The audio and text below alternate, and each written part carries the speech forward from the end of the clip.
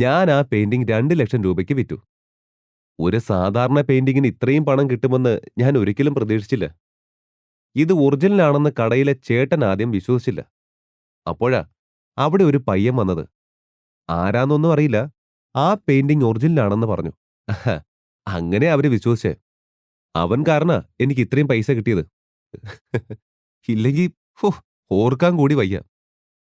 X നടന്ന കാര്യങ്ങൾ ഓർത്തെടുത്തുകൊണ്ട് പറഞ്ഞു. അവരെല്ലാം യഥാർത്ഥ പേര് മറച്ചുവെച്ച് ABCD അക്ഷരമാലയാണ് തങ്ങളുടെ പേരായി വിളിക്കുന്നതെന്ന് അവരുടെ സംഭാഷണത്തിൽ നിന്ന് ഋഷിക്ക് മനസ്സിലായി. ഒരു ശവക്കുഴി തോണ്ടിയ ഇത്രയൊക്കെ വില കിട്ടുമോ? ഹോ, അടിപൊളി. ഇനി ഇവിടുത്തെ കുഴിമാടങ്ങളെല്ലാം നമുക്ക് കുഴിക്കണം. ഇന്ന് നമുക്ക് ആ മൂലയിൽ നിന്ന് ജോലി തുടങ്ങാം. കെ എന്നറിയപ്പെടുന്നയാൾ പറഞ്ഞു. ആരാത്? നീ എന്തിനാ അവിടെ ഇരുട്ടത്ത് ഒളിച്ചിരിക്കുന്നത്? പുറത്തോട്ട് വന്നില്ലെങ്കിൽ നിന്നെ കൊല്ലും ഞങ്ങൾ. മര്യാദയ്ക്ക് പുറത്തേക്ക് വാ. ആ കൂട്ടത്തിൽ ആരോ ഉറക്കെ പറഞ്ഞു. ഋഷിൻ അത് കേട്ട് അക്ഷരാർത്ഥത്തിൽ ഞെട്ടി. ഇവരെന്നെ കണ്ടോ? അവൻ സ്വയം ആലോചിച്ചു. പതിയെ അവിടെ നിന്നും രക്ഷപ്പെടാൻ ശ്രമിച്ചു. പെട്ടെന്നാണ് ഒരു സ്ത്രീ ശബ്ദം അവിടെ കേട്ടത്. നിന്റെയൊക്കെ ധൈര്യം ഞാൻ സമ്മതിച്ചു. വേറെ എങ്ങും ഇനി കക്കാനില്ലാഞ്ഞിട്ടാണോ അവസാനം കല്ലറ കൊള്ളയടിക്കാൻ ഇറങ്ങിയത്? അതും പറഞ്ഞുകൊണ്ട് ഋഷി നിൽക്കുന്ന സ്ഥലത്തിനരികിൽ നിന്നും ഒരു വലിയ മരത്തിന്റെ പുറകിൽ നിന്നൊരു പെൺകുട്ടി പുറത്തേക്ക് വന്നു. Assistant commissioner? ഗൗരി കുറെ നാളായി ഇവരെ പിടിക്കാനുള്ള ശ്രമത്തിൽ തന്നെയായിരുന്നു.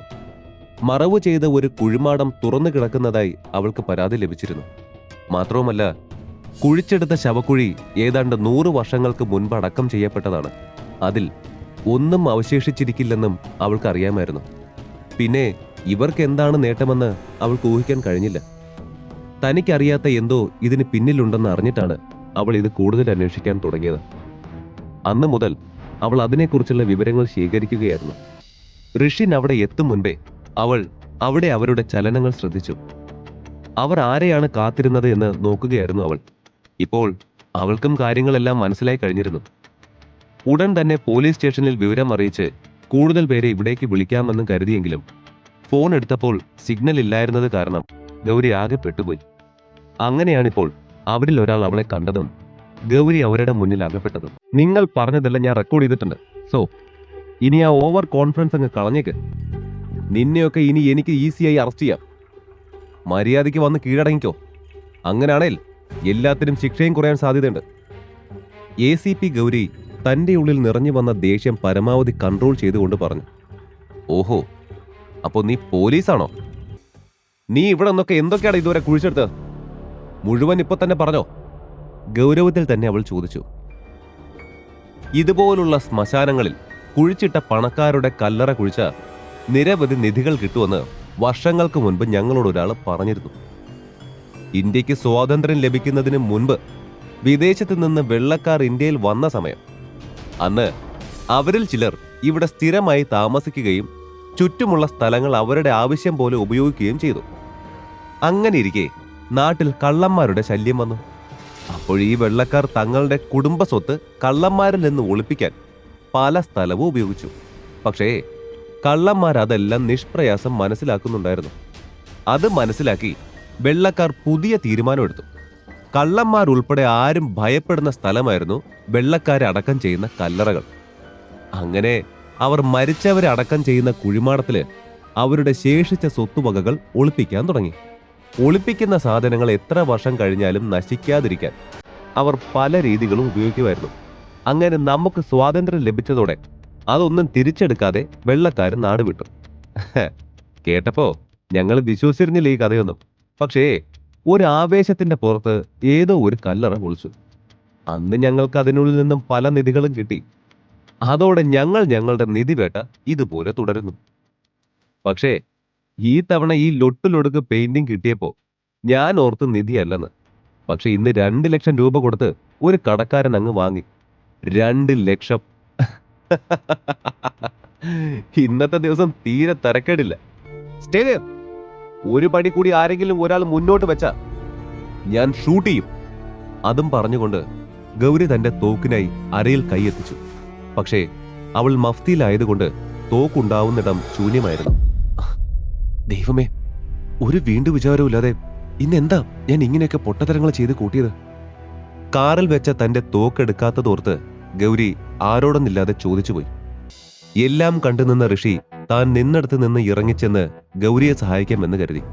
പക്ഷേ അപ്പോഴേക്കും മിന്നൽ വേഗത്തിൽ ഗൗരി അവരെ ആക്രമിച്ചു തുടങ്ങിയിരുന്നു. അവൾ ഒരു സൈഡ് കിക്ക് കൊണ്ട് ഒരാളെ താഴെ വീഴ്ത്തി. ലെഗ് കിക്ക് കൊണ്ട് മറ്റൊരാളുടെ താടിയിൽ തകർന്നു. അവളെ രക്ഷിക്കാൻ വരാൻ നിന്ന ഋഷി അമ്പരപ്പോട് അതെല്ലാം നോക്കി നിന്നു. 1 മിനിറ്റിനുള്ളിൽ തന്നെ ഗൗരിയുടെ ഇടികൊണ്ട് 8 പേരിൽ 5 പേരും തളർന്നു വീണു.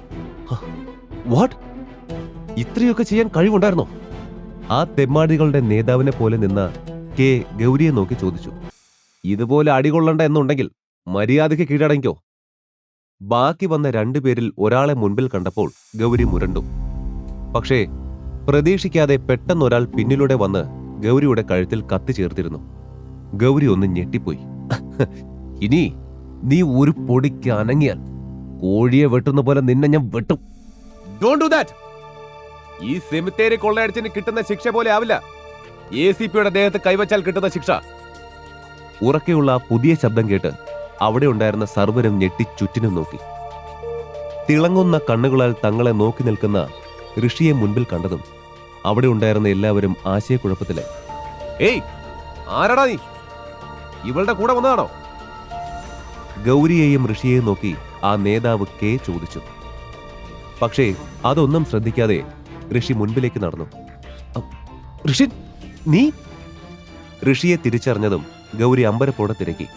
പക്ഷേ അവൻ അപ്പോഴും മുൻപിലേക്ക് തന്നെ ചൂടുവെക്കുന്നത് കണ്ട് ഗൗരി ഒന്ന് പരിഭ്രമിച്ചു. ഹേയ്, ഇങ്ങോട്ട് വരല്ലേ, പെട്ടെന്ന് തിരിച്ചു പോയി പോലീസിനെ വിളിക്കേ. ഗൗരി പരിഭ്രാന്തിയോടെ ഋഷിയോട് പറഞ്ഞു. പക്ഷേ അതൊന്നും ശ്രദ്ധിക്കാതെ ഋഷി മുൻപിലേക്ക് തന്നെ വന്നത് കാണേ ആ തെമ്മാടിക്കൂട്ടവും ഒന്ന് ഞെട്ടിയിരുന്നു. കേ, പേടിക്കാതെ, ഇവൻ ആ പെയിന്റിംഗ് വാങ്ങിയ കടയിലെ ആളാണ്. ആ പെയിന്റിംഗ് ഒറിജിനലാണെന്ന് പറഞ്ഞ് കച്ചവടമാക്കി തന്ന ആ മണ്ടൻ. ഋഷിയെ മനസ്സിലായ എക്സ് വേഗം പറഞ്ഞു. അല്ല, അവൻ നിന്നെ പിന്തുടർന്നാണോ ഇങ്ങോട്ട് വന്നത്? ഡാം ഇറ്റ്, നിനക്ക് ഇത്രയും ശ്രദ്ധയില്ലേ എക്സ്? ദേഷ്യത്തിൽ പല്ലു കടിച്ചുകൊണ്ട് കെ ചോദിച്ചു. ഇങ്ങനെ ചൂടാവാതെ, ആദ്യം അവൻ അവിടെ എന്തിനാ വന്നതെന്ന് നോക്ക്. കൂട്ടത്തിൽ മറ്റൊരാൾ തിരിഞ്ഞ് ഋഷിയെ നോക്കി പറഞ്ഞു.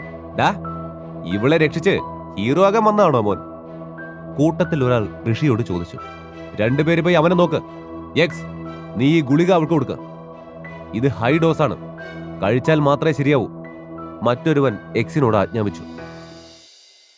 അയാൾ പറഞ്ഞതുപോലെ തന്നെ 2 പേർ ഋഷിക്ക് നേരെ തിരിഞ്ഞു. കെ ആണെങ്കിൽ എന്തോ ഒരു ടാബ്ലറ്റ് എടുത്ത് അത് ഗൗരിയുടെ വാ തുറപ്പിച്ച് അതിലിട്ടു.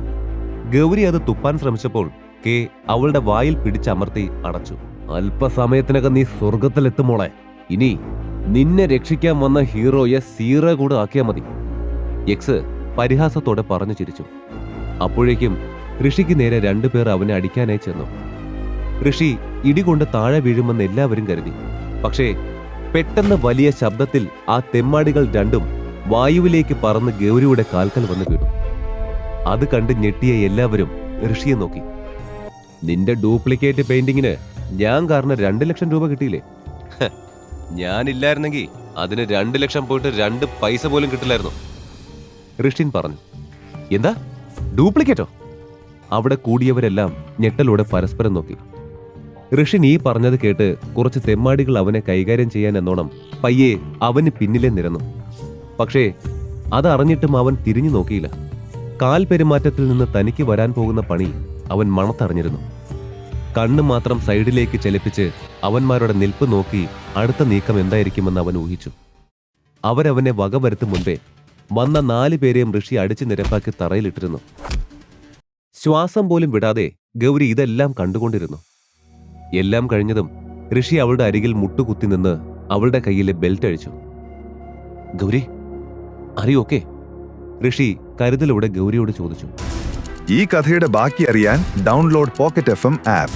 Link in description.